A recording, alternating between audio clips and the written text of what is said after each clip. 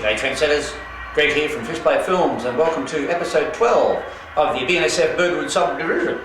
So it's been a while since the layout update, but first thing I'd like to thank everyone for their positive thoughts and comments on the tsunami programming videos that I did this weekend. Some really positive comments there and thank you very much for that. So I'm no DCC expert, but it seems to help a lot of you out, and a few of you have said how frustrating the hobby can be trying to speed match. And you're not alone. A few of my locos have almost become aeroplanes, I tell you. If it wasn't the fact they were so expensive, they might have become aeroplanes. But anyway, as I said, the drivetrains in these are a problem. Real locomotives don't run on a worm drive. If they did, they go for about a foot and the gearbox would fall apart, just explode. So we really need to do something. If we want to get better control and more, we need to get rid of the worm drives, or at least put a helical worm in. A little bit like Proto are doing, but even slightly better than that. We'll see how Kato's power trucks are going to be, but that can be a problem too. I think they have worm drives and you'll have two motors, one in each truck, trying to fight. But anyway, Kato are good stuff, so we'll see what happens. Right, well look at this. Scenery trendsetters. Goodness me, that's the best scenery you will see on this layout today. Probably only scenery you'll see on this layout today. My $7 Atlas bridge. That's quite a nice little bridge actually, except that I couldn't find a video on how to install it. So I've actually got these, I suppose concrete, they're bits of block here, but they're in the wrong spot. The little feet should be over there that support the bridge out, but that's all right, we can fix that. Anyway, we'll try not to drag this out. We'll get out and show you what I've been doing on the layout. When we spoke last time, I was actually laying this cork road bed here and raving on about how much I like it, and I've laid a lot more since then, and I'm loving the cork, so to speak. So, and that's the top level, or the top track of the top level. That's it, stop there for the time being. And where are we? Travel us around here now. This is on the top level now. As you can see, the top deck's done, around to there anyway. That's that way. That'll all be yards and that there. That's the start of the yards. And there'll be elevated track there, which is the top level of the top deck. Now following around from there, that'll be all industry in there. The main line, that's the one at the back. You can see some industry tracks coming off here. This is all sort of temporary. I'm trying to gear up for a bit of a run day soon. And that's down to our elusive bridge down there.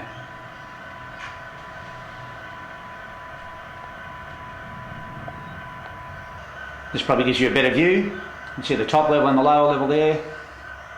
That's our industry around there. On the top level, that triangle a bit in the corner there will be industry, as is that wider bit of the baseboard there. Coming down underneath the inverter. Now while we're sort of panning around here, the purpose of the BNSF Birdwood sub, what is the purpose? You've got to have a purpose. The layout has to have a purpose apart from spending all your money. Now just past the bridge, the lower track there becomes double track. You can see the benchwork spread there for the turnout. And the second track will act as like a reverse loop, so you can do a continuous run of the top level. And that will get you around the back here, and we'll get you right out of the back wall back there, and then we'll bring you out onto the helix, or onto the top leg of the helix, and this is if you're doing a continuous run on the top level, and we'll bring you right back around to here, which is the actual track that comes up from the lower level on the helix. Now once you've joined the helix, or the track from the helix, it becomes double track. And you can go through a crossover here. That also will act as a passing loop. Then you whiz around there. This is the top level. You're on the top level of the top level. Does that make any sense?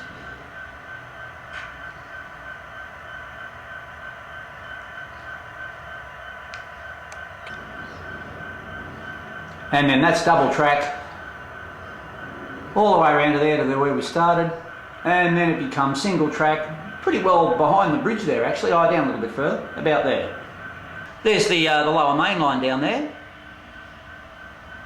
That's the track that we were struggling up with the SD40-2s on the Tsunami video.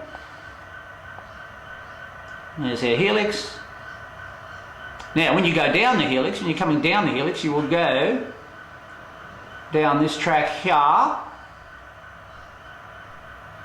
which funny enough comes out and around to the bridge, which is double track. So if you choose to go back down the helix, you go down that way, or if not, you do the double track session and go around the top level again. Now that bit of track there will be a big girder bridge. I already have that. It's one of Atlas's. I think it's a what do you call it? Truss girder bridge or whatever it is. Anyway, it's about 18 inches long or something, and that's where that's going there. So a lot of scenery to be done there by someone. And that's the top deck, which will be the top yards going down the other end of that. So we better go down the other end of the layout and have a look at the poor old forgotten other end of the layout that never gets a mention. Right, now coming down from the other end of the layout, we come down to, well, I suppose you call it the northern end. And this will be the yard here. Now, the Birdwood sub isn't that big, trendsetters. It's only about 18 feet by about 27 feet. So, you know, in the scheme of layouts, it's not huge, but still lucky to have that much, I suppose. Some people don't have anywhere near that much. Now, what was I talking about before? Purpose. Yes, what's the purpose of your railroad? You have to have a purpose. Now, that section there, where that bit of pine is sticking out in those boxes, that's inside Tea Tree Loop, which is sort of like a rough Tehachapi loop. Where that piece of pine is, there will be all the grain silos. So that's what will be in there. Now, the purpose of the Birdwood sub is basically biodiesel, funny enough, and we'll change angles here because I'm getting in the shot. The biodiesel and fruit, and more renewable sort of groovy joint that it is. So let's have a look at the bottom yards now. It's the crossover of Tea Tree Loop there. Now, a purpose. Yes, there's no point in having great scenery and great rolling stock and all that sort of thing if all you do is go round and round and round. So we need a purpose. So biodiesel. Biodiesel is great because, well, there's the stars of the show, the two SD40-2s there. Got another 7 of them in varying heritage, like BNSF colours. Now that little turnout there, that's going off to a small industry down in that corner as well. You have to pick what you like running. What things do you like running? If you like passengers, well, don't build a layout with a big yard.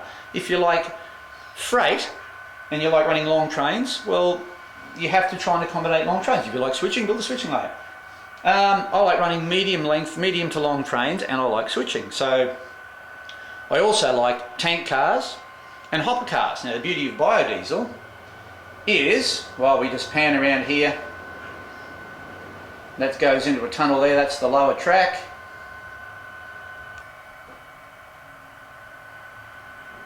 Now the beauty about biodiesel, I just say, this is our lead into the yard, one of our tracks into the yard, is biodiesel needs corn for the vegetable oil, for the ethanol, and it needs grain for the vegetable oil to make the biodiesel, and it needs potash, so it needs all sorts of things.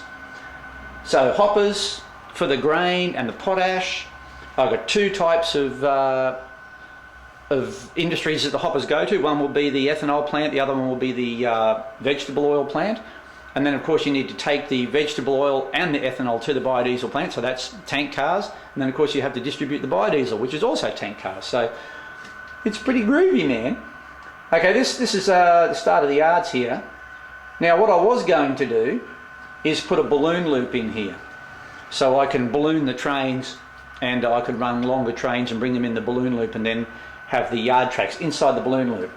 But as you'll see in a minute, that would have been a disaster to do that. Right, as you can see, I was going to put a balloon loop in here and bring the trains around, and I could fit like a 7-metre long train in there in only about a 4-metre space, which in theory is a good idea. You can fit long trains in your yard and then break them up out of the loop, but it would have actually come out here, and it just would have been a bit of a nightmare. We've run pretty close on spacings here at the best of times. The aisleways are 2 foot minimum, but that's really not enough. Well, actually probably 2.5 feet actually minimum. That's really not enough. If you want to go a little bit more than I'll have to put little benches up, sorry, fences up next to the track or something so people don't bite things off. But anyway, try to squeeze a lot in, you've got to compromise. So I decided not to go with the balloon loop. So now I have an in track, which is at the other end, and we'll show you that, and our exit track from the yard here. And be quite honest, how many yards really in the world stop? Most yards have a through track somewhere. So I've managed to get a 24 car train in the arrival departure track, and we can run up to about a 35 car train if we break it in two. So that's okay.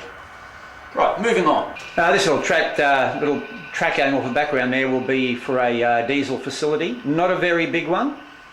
Not very big at all, just going in that spot there, and it will be on a curve, but that's the only place I can fit it. So we'll try and put a bigger diesel shop up on the top level. So we've got our departure and arrival track made. I'm laying the second, well, I suppose you call it make-up track now. And then that just goes up the other end of the yard there, and our yard tracks branch off there. You can see I'm doing a little bit of mucking around with some turnouts there. And then above that is the top yard. So the yards will be over each other, which is a good and bad thing. It means two operators will be, working within pretty close proximities of each other, but also if one guy's at one end, he can help uncouple, he can help uncouple trains, and the guy at the other end. So hopefully it'll work out okay. But this is the longest wall along here that I can get long tracks in, so that's just where it had to be trend setters. So that's the other end now, looking back from the other end at West Birdwood Yard. The main line's at the back there. Now, a very good friend Wayne from work, one of those signal electricians, came and helped me. Well, actually, he did it all. We put in some temporary signalling, just to try and stop run-throughs through turnouts. It's not CDC controlled, it just works off the switch of the point motor or the turnout motor, just to give drivers an indication that they're going to run through a turnout, just so when we have a run day, if you're not can see the turnout, at least that you should go through it or not. Another shot from the top level looking down at Tea Tree Loop and where our large grain facility will go there. And of course there's another layer to go on top here. The top deck will be going around there. I haven't quite designed what's happening there yet. Here's another shot looking from the top yards at the helix. Started helix in the lower main and the top main there. I just realised something, trendsetters. I'm not showing you how to do something today. That must be a relief. And also, apart from the biodiesel, we'll have a Tropicana juice train. So there'll be a lot of fruit and veggie produce as well. So two new locos, 524 you're aware of from the Tsunami clip. And the Kato 9853 Mac is also new. They're both running in there. They'll do a couple of runs up and down the helix today. The actual Atlas is very strong, and it's pulling a little bit in the speed matching, so I'll have to back the CV212, the back EMF, off a little bit. It's just a little bit too strong. So that's another way you can speed matches with the back EMF as well. But if you like, I might do a speed matching video one day. Well, I think that'll do it for the day. Thanks very much for watching. A big shout out to Rora. I think that's how you pronounce your name, mate. Sorry if I got it wrong. The German model railroader who tells us all to have fun with his smooth runners. He took one of his Katos and programmed it to my suggestions pretty well straight after he saw the clip. And thanks very much, mate, for doing that. Good friend for doing that. And I'm glad that you're using getting the most out of your Katos and Tsunamis over there in Germany. Right, well, big thanks to everyone for watching and for all your comments, as I said, on the Tsunami programming videos. Hope this has shed a little bit of light on what's been happening up here lately. It's pretty hard to do work and overtime to pay for all this, and you know what it's like. But now we're getting there. So, and a big thank you to all the modelers who give me inspiration. There's some fantastic modelers out there with your scenery and all that sort of thing. And also to Arthur Houston, who's slowly but surely demystifying JMRI to me. So thanks, Arthur, for that. And all my subscribers, thank you very much for your comments and kind thoughts. And I think next time we might be running, we'll try and get a couple of big trains running on the next one and try and get an op session happening soon. So anyway, that'll do for now. Hooroo from down under, thanks for watching, and we'll catch you next time. Bye bye.